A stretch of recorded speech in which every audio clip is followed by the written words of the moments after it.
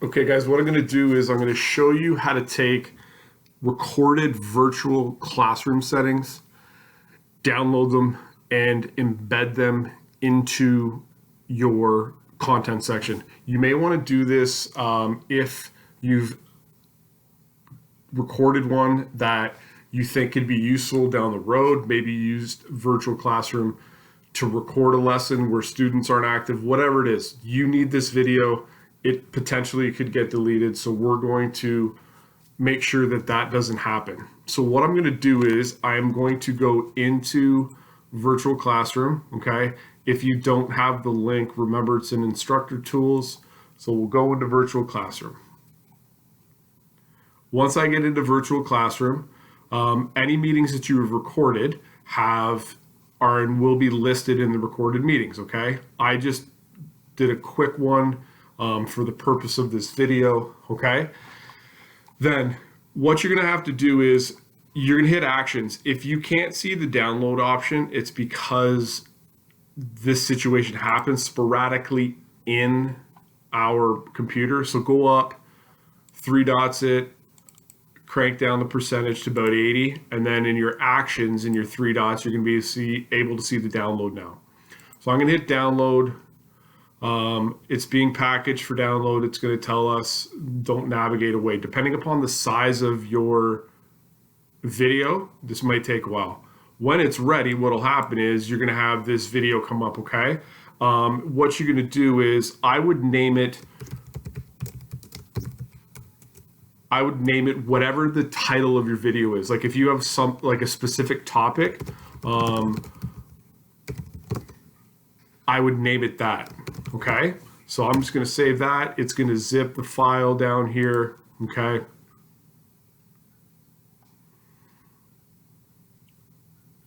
this won't take long for me because my video is not that big. Okay, so you're going to get a zipped file. When you click on it, it opens up. Your file folder comes in it. There's a ton of files down there. This play recording, which is an HTML file, is the file that is the actual video. Okay, so remember that for later. We'll come back to it. But if you notice, there's a ton of files in here. There's different folders, different files. The issue is you need all of these files. Okay, so we're going to leave that for now. We're going to go back into our D2L. Okay, I'm going to put the zoom back up to 100%. Okay, and what I'm going to do is I'm going to go into edit course. If you don't have the edit course icon in your menu, edit course is also in the instructor tools. Okay, so I'm going to slide into edit course. All right, then this screen comes up and I'm going to go down to manage files.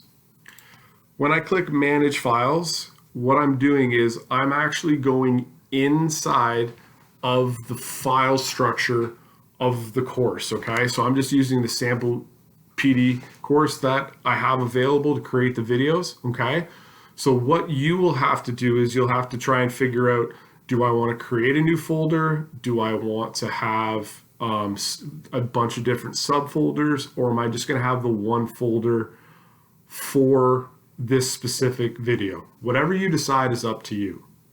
Okay, then what you're going to have to do is you're going to have to select the upload here.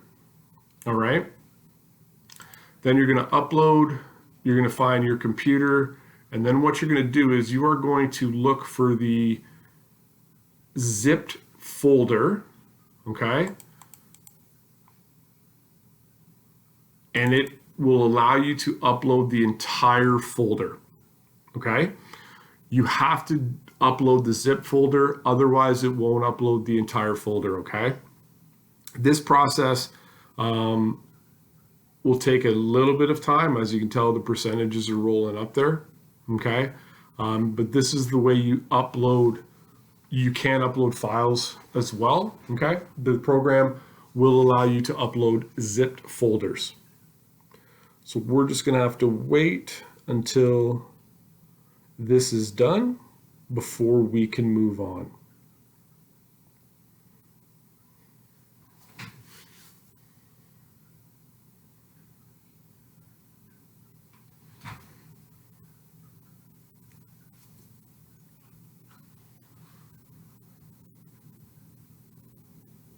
You will also have to do this process with each of the videos that you have recorded, or each of the meetings that you have recorded, okay? But once you do that, they will be in your file structure forever. So when you transfer from semester to semester, class to class, it will transfer all of these files as well, okay? So you really only have to do this one time, all right?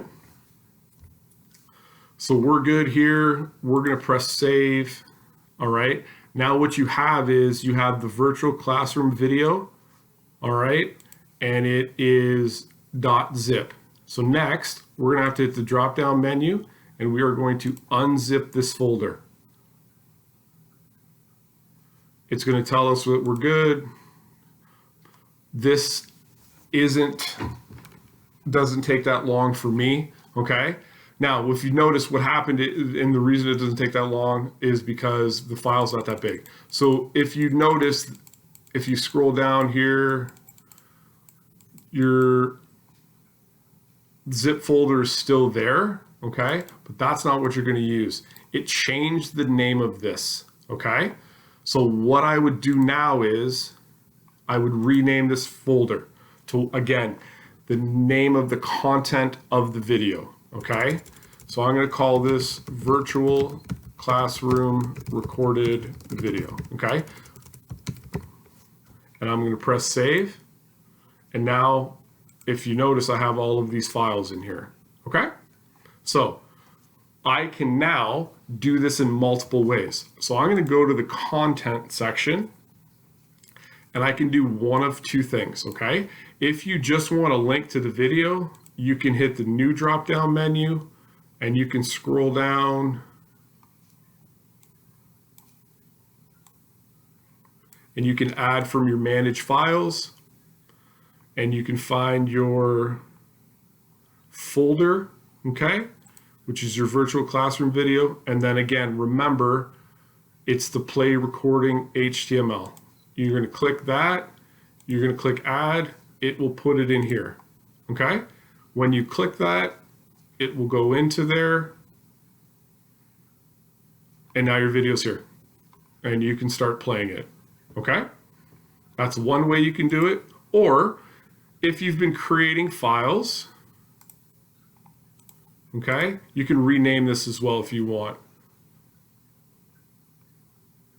Okay, if you view the topic, it goes into here, and your play recording, you could name it in this way.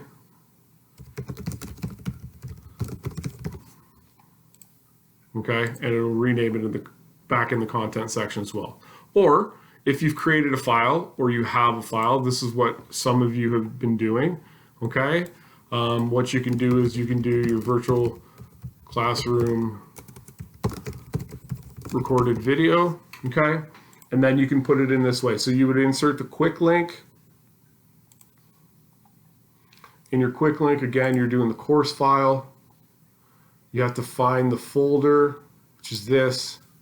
And then we have the play recording HTML. Now, before you just click it, I would go over here and hit the edit button, okay? The edit button allows you to change the title, which is what you're doing here. So your virtual classroom recorded video, okay? Usually you want it to come up in a new window, you click insert. Remember, when you press this link now, it won't work because the page is still open. If you save and close, and then you have the link there, you click that link, and it'll take you to the full screen and your video will play, okay? Those are your two options. But that's the process for downloading the video and embedding them into your content section. Lastly, you'll notice that the virtual classroom recorded also has a URL. You could copy the public URL and keep these in your file, because I don't know if the URLs are going to stay live or not. All right.